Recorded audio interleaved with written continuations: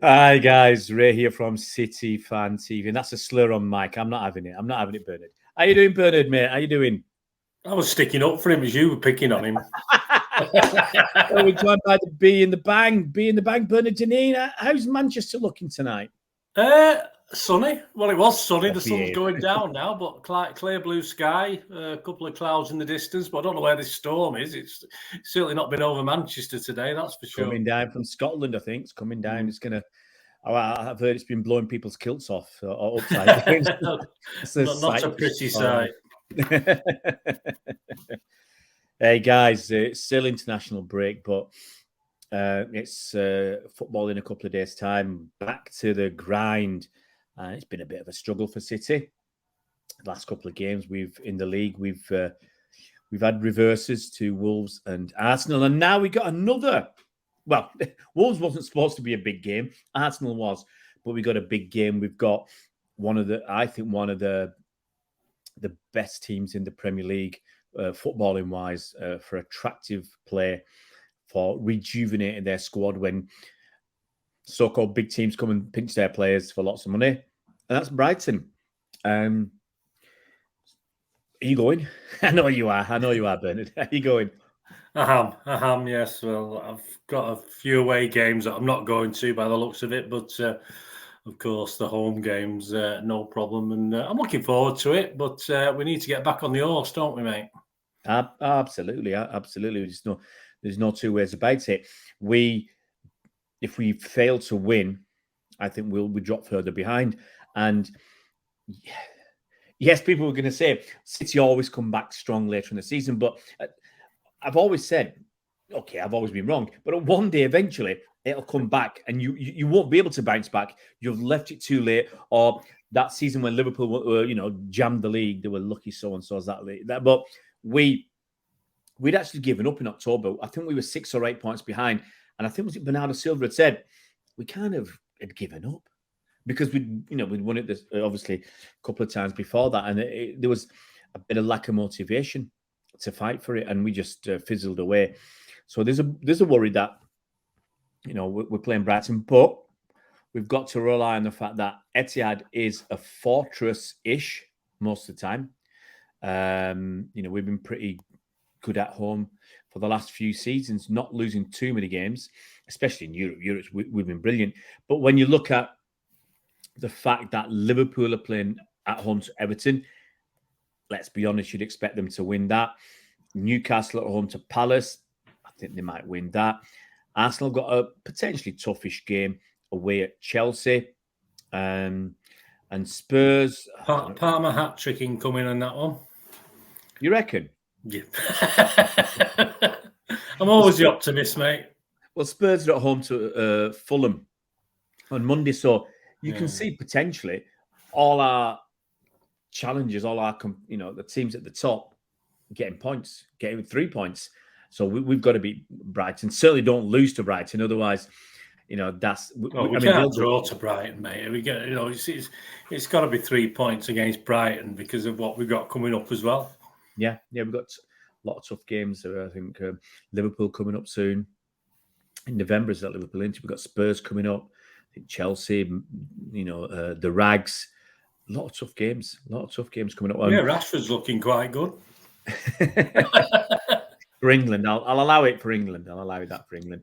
But look, it's going to be. I think it's going to be, as I said, a tough game because we're playing one of the better footballing teams in the Premier League right now, and that's Brighton. So they've had a decent start to the season. They sat there in 6th spot. They've had a couple of bad reverses. I think. They've not done well recently, have they? They've they could have beat Liverpool in the last minute, couldn't they? The last game they played, but of course, he had the 6-1 hammering at Villa Park, which was a bit of a shock. But they've not won, obviously, the last 4 games. They've drawn 2 and lost 2, so they're not exactly in great shakes themselves. Yeah, I'll accept that because their last 2 league games, it's a loss and a draw. They've let in a lot of goals. They scored a lot of goals. So they're the top scorers in the Premier League with 21 goals. And we've only got 17. We've been rather miserly at the back with letting in only 6. They've let in 16. Obviously, if you're letting 6 goals in one game, that's going to hurt your goals against column. But you know, they're still up there in 6th spot, challenging, and I think they can challenge. Not for the title, I don't think so. You know, that Leicester one was a once in a blue moon. But I think they're certainly going to be challenged for the top 4 this season if they can sort Europe out and how they deal with that, or the workload. It's only an extra 6 games, but yeah, I mean they got Ajax next week, haven't they? But I'm sure De Zerbi's not particularly worried about that just yet. No, you can't look. I don't think you can. I don't think you can look ahead to that. They got some winnable games after that, though. You know, they got Fulham at home, Everton away, and then Sheffield United at home, Forest away. So they've got. I think they could. You know, they're going to be up there. I can't see them dropping away. So tough all game. What have you made of what Brighton have done over the last 3 seasons? Let's say. Oh, brilliant, isn't it? I mean, you'd be well happy if you're a Brighton fan. I mean, it's for us many years ago getting into Europe and doing this, we would be chuffed as mint balls, wouldn't we, to be up there messing it. And they're playing it, they're doing it the right way, which we can't argue with that. I think when we did our pre-season thing, we thought Brighton to be certainly in the top 6 competing. Probably not more than that, of course. You've already mentioned there, but I mean, you've got to be. I'm not a big fan of Brighton or Brighton fans, particularly any Southern teams, but they've got to be happy with what they're doing. And De Zerbi's took Potter's team basically and improved it. I think he's definitely improved it. I mean, I don't know what Potter's doing now. What is he doing? I mean, or fans. He's got now. No, I say he's not around anywhere. Is he? He's not doing anything football-wise. He's still getting paid by Chelsea. So he's, he's having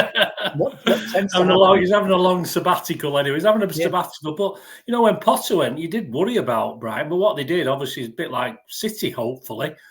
Fingers crossed when Pep goes, we know the sort of coach we're after to play the sort of football we want to play. And that's what Brighton did. They continued. They didn't totally change. They didn't throw the baby out with the bathwater and change tack. They got better. They carried on with the same style that was successful under Potter. And as I said, De Zerbi's took them to that upper notch. Yeah, absolutely. He's taken the same players and taken it further. A quick aside, De Zerbi for Man City? Would you take him? Is it too soon? A few more years yet, mate. I mean, if he does another couple of years of surpassing, why not? But of course, he got Milner into that. I don't know where that came from. Taking on Mr. James Milner at 46, I think he wasn't he, Mr. Milner or something like that? But does he have that was unusual. But I think obviously he knows Milner could still do a little job, although it is probably a little job. He can't do it against the big teams. Mate. I've got to say, he can do it as a squad player for the lesser teams. I would have thought. He's got Milner. He's got Lallana. And up front, he's got Danny Welbeck. Come on. Yeah. I mean, look, nothing wrong with Danny Welbeck. As he's made of glass. That's the only problem he's got. There's nothing. If Danny Welbeck, I saw a thing on Twitter today about a guy thinking of all the players that if they'd had a sort of reasonably injury-free career, what they would have done. He listed certain players, but I mean, Danny Welbeck's one of those. If he'd have been injury free or just picked up normal injuries like everyone else, he would have been some player, I think.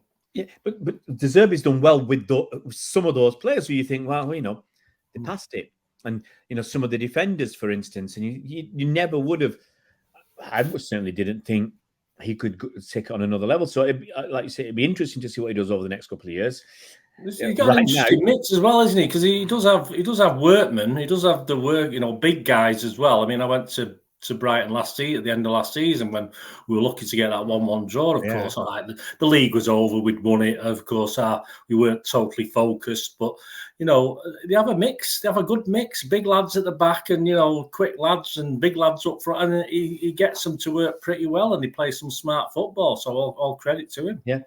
I think the way we've started this season, the way we've been defensively at times, they'll rip us when they get the chance. They will rip us, not to pieces, but they'll rip through us. I think, from back to front at times. But in our. Well, I'm not sure if it's in our favour yet because it depends how we set up and depends how we play. But they've been over elaborate at the back at times, giving the ball away. Liverpool, they give the ball away twice. Lucky not to get I can't remember who it was now, who made the foul, sent off for the penalty. That was that was a sending off. He made no play for the ball. He just pulled the fella down. So they are a bit leaky at the back. Half the time it's their own doing, their own mistakes. Yeah. Do you think we're going to press enough to take advantage of their mistakes at the back? Well, I'm sure Pep will want us to. Whether he's got the personnel who are willing to do it, I'm sure we're at home. So surely we will do. I mean, we're not going to take us. I'm hoping we go all guns blazing early doors within reason and take it to Brighton, because obviously they can play. If we allow them to play football, they will play football. So, in the old days, if you're thinking you've got to press and press, Brighton, the team you've got to work hard and press against, and we've not particularly been doing that too well, I don't think, some games this season. So we need to see some legs in that team, don't we? So with a full squad apart from KDB, it'll be interesting. Of course, we'll get onto it. It'll be interesting to see what 11 Pep's going to play, because I put a Pep 11 out there, but I'll tell you what, mate, if we get 8, I'll be quite chuffed, because there's a lot of big names I've left out, or names you think would be in there that I've not put in my 11. Well, now he's had some game time and you want legs. Calvin Phillips, you know it makes sense. It makes sense. It is going to be a tough call because, like you say, for the first time in ages, we've got everybody back, KDB fit. Stones is back, Aki's fit, everybody's fit at the moment. I mean, a lot of Stones might trip over his laces tomorrow and be injured for the weekend. But right now, everybody's fit apart from KDB, which is fantastic. He's, I reckon, 2 months away. I reckon he's 2 months away from.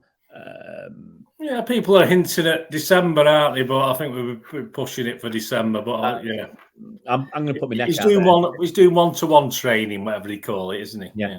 Well, I think he'll be training at a reasonable level in December.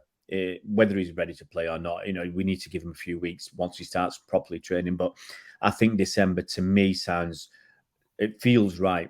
When he comes back, he's literally got to play the rest of the season. We can't afford him to have any more injuries. We can't afford him to get tired.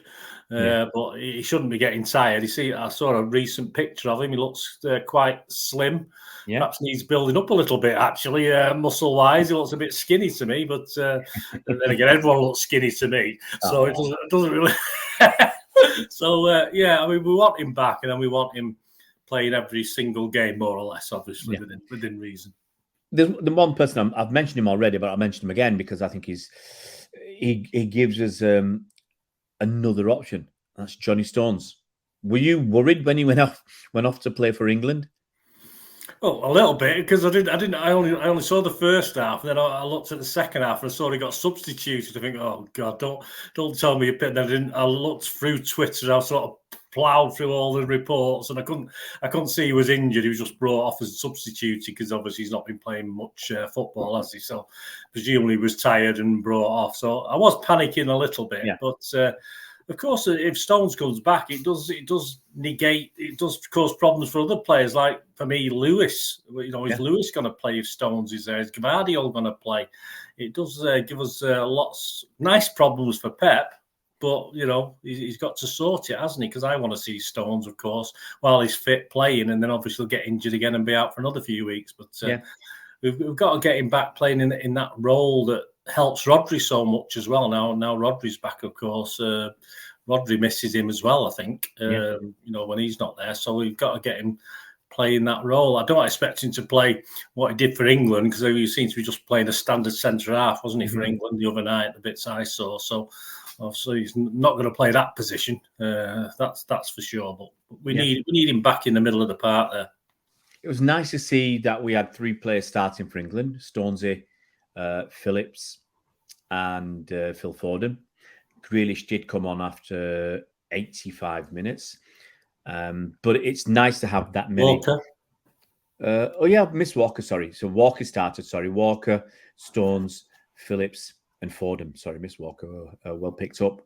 And then we had Grealish on the bench. So 4 starters for England is fantastic.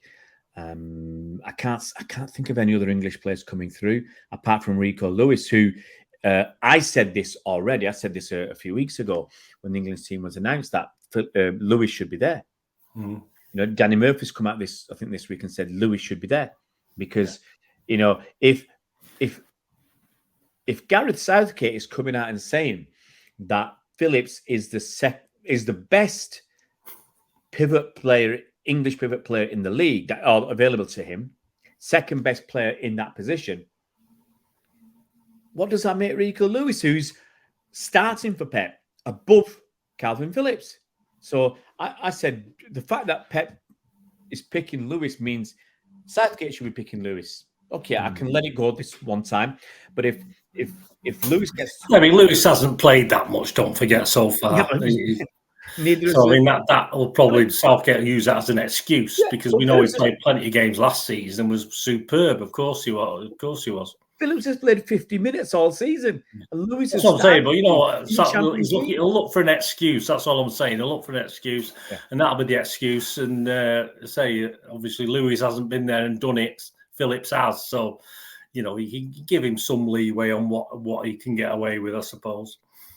Yeah, old Southgate could be a political PR spokesperson. Well, I'd stick Potter in there tomorrow if I had the chance, because if he's still pottering about doing nothing, just put him in. I'd put Potter in to get rid of Southgate.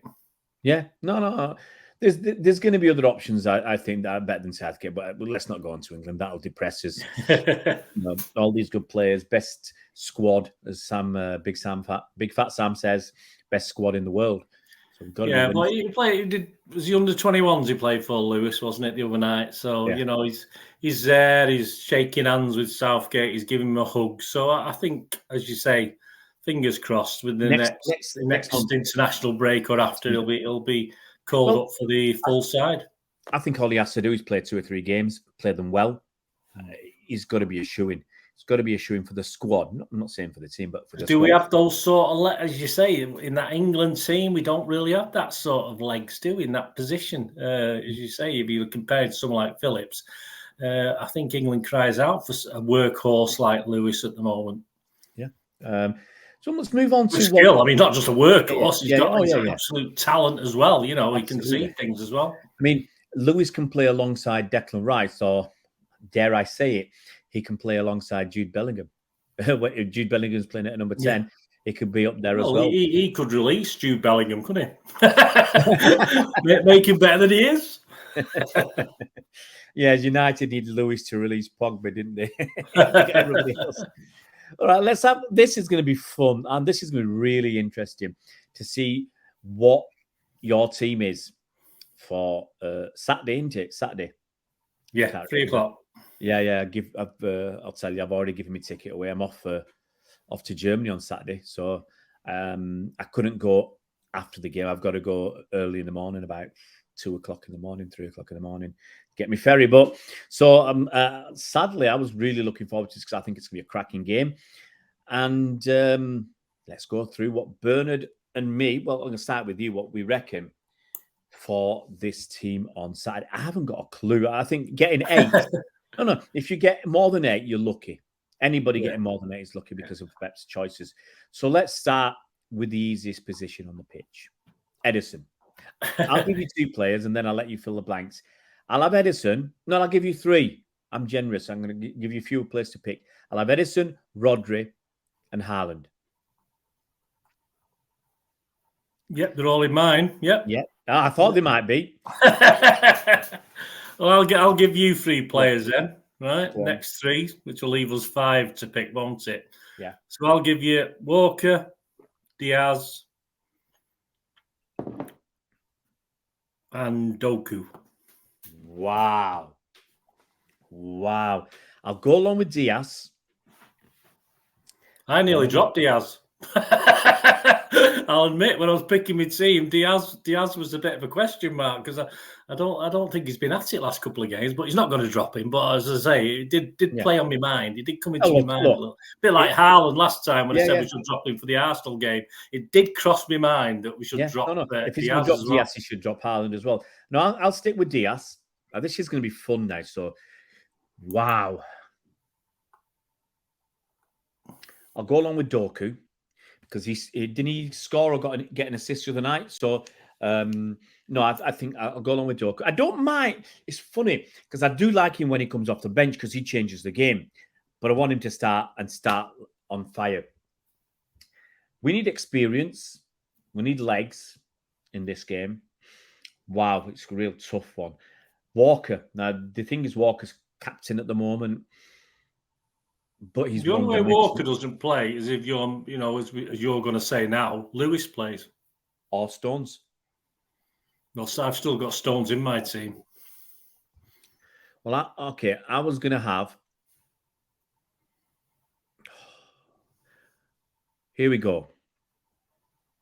Diaz, Stones, Walker, Doku. So I've thrown one extra in. I've given you Stones as a centre-back and Walker as right-back because Stones hasn't played for us yet. So I want experience in this game. I want people who are motivated. There's Walker, who's come out and said it. And I want experience of having Diaz, Stones, Walker. Yeah, well, Stones is in mine, mate, so I agree with you. He's in my team. Centre-back? Well, a bit of a mixture because I've got Gvardiol in there as well. I'm thinking Walker overlapping, but Diaz and Stones.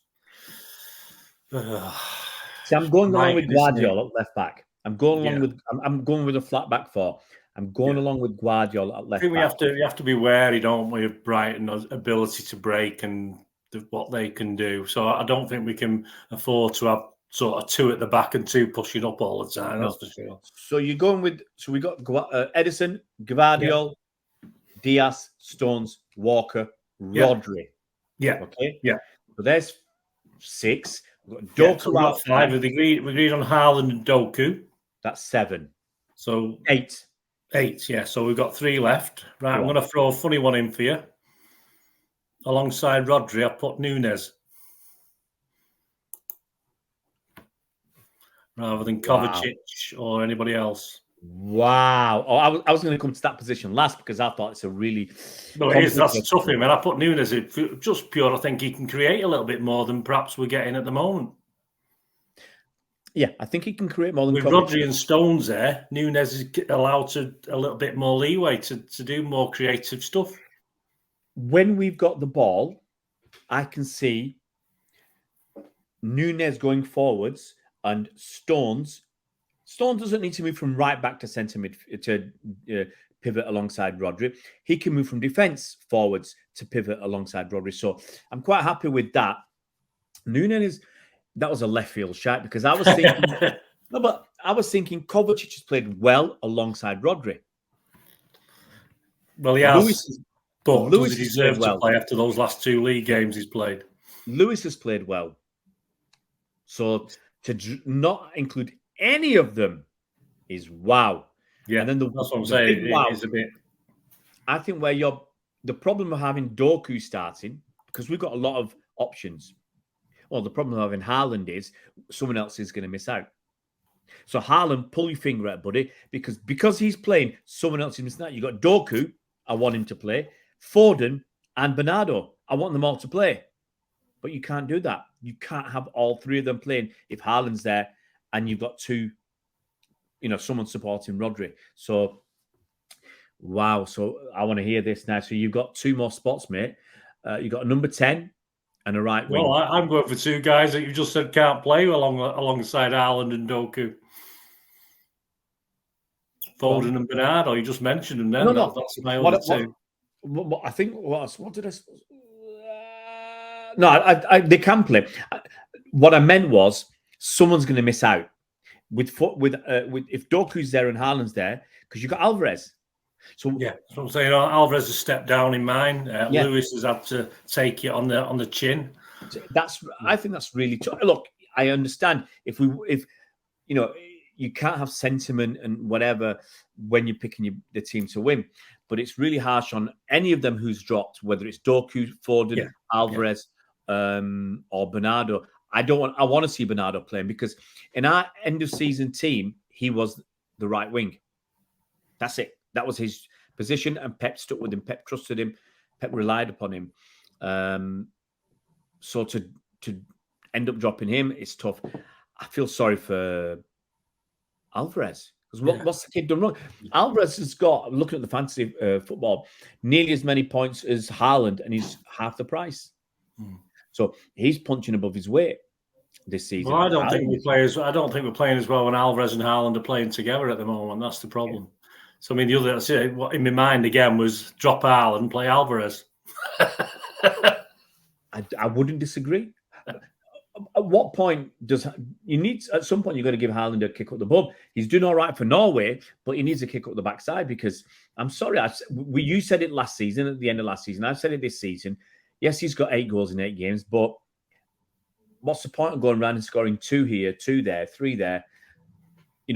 When you're pummeling somebody, we were already beating Fulham 2-1, and then he goes and gets a 3rd and 4th and the 5th.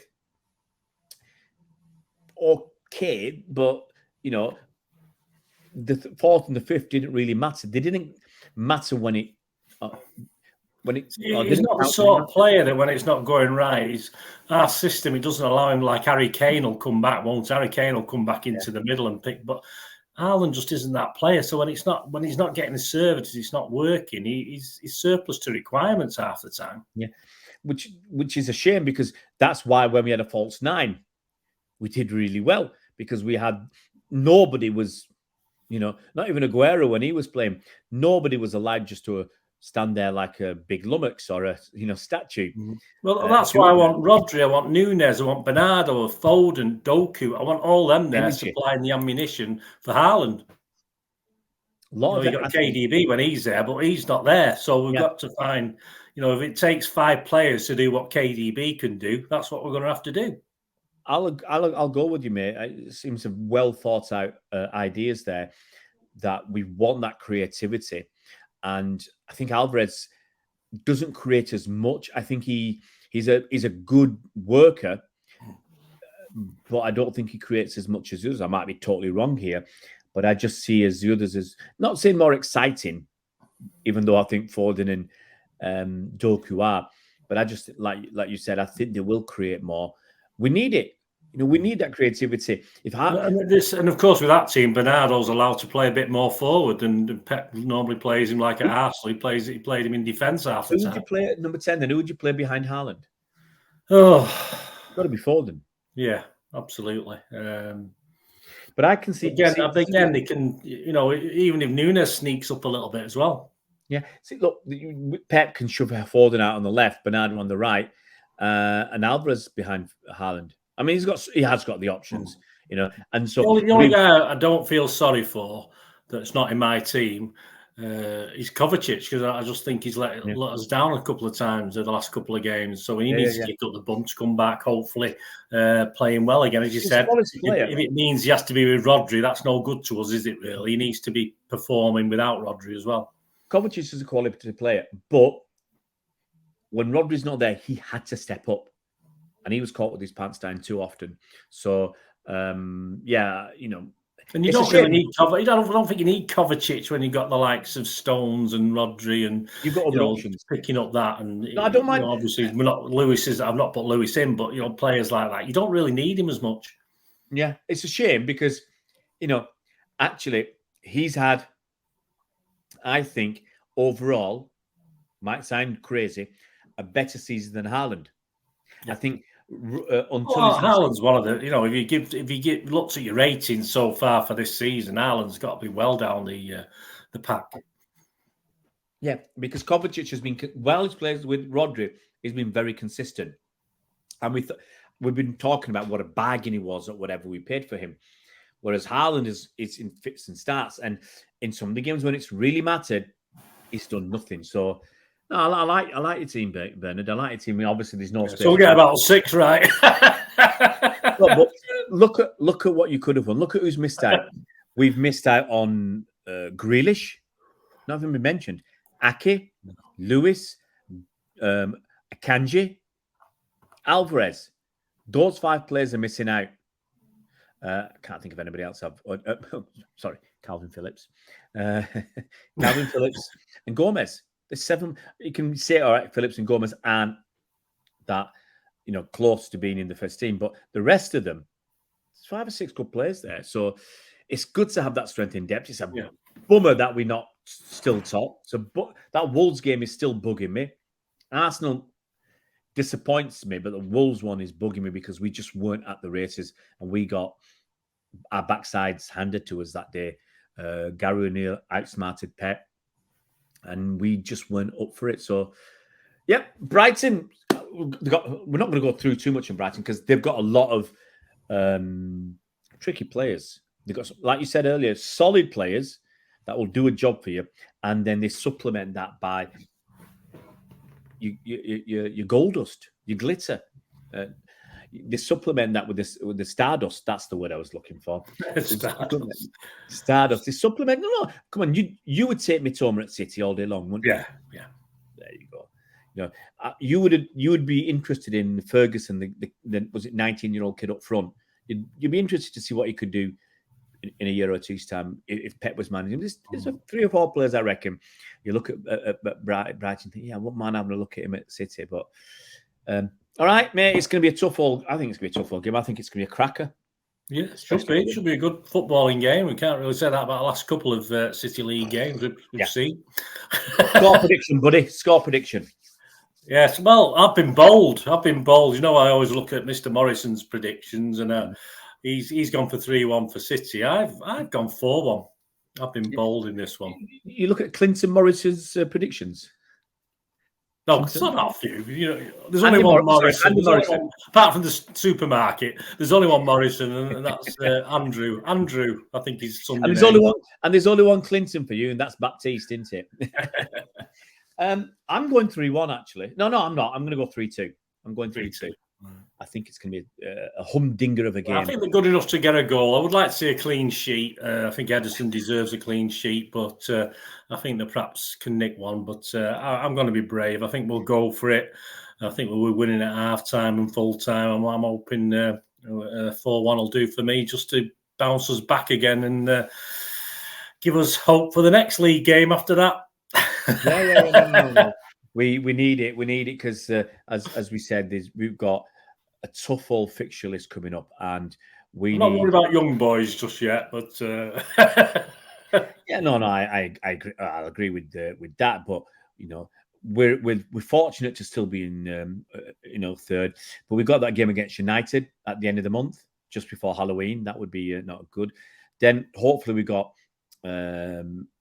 I'd like to think an easy game against Bournemouth on the 4th of November, and then away. Then the tough stuff starts. I think we've got Chelsea away on the 12th of November, Liverpool at home on the 25th after the international break. There's talk of changing that game. I mean, I'll ask you this question. There's talk that was supposed to be an evening kickoff, and the police said it was the police who said no, so they're doing it at 12:30. And I heard on the radio today that there's talk of the Premier League giving the police £10 million. I think that was the number I heard, so that they'll play the game later because it's police say they can't, get the officers or whatever, blah, blah, blah. And there's talk of that. I don't know whether there's any truth in that. And then we've got Leipzig and Tottenham after that. So it's a mega, mega period for us the next 2 or 3 months. And we just...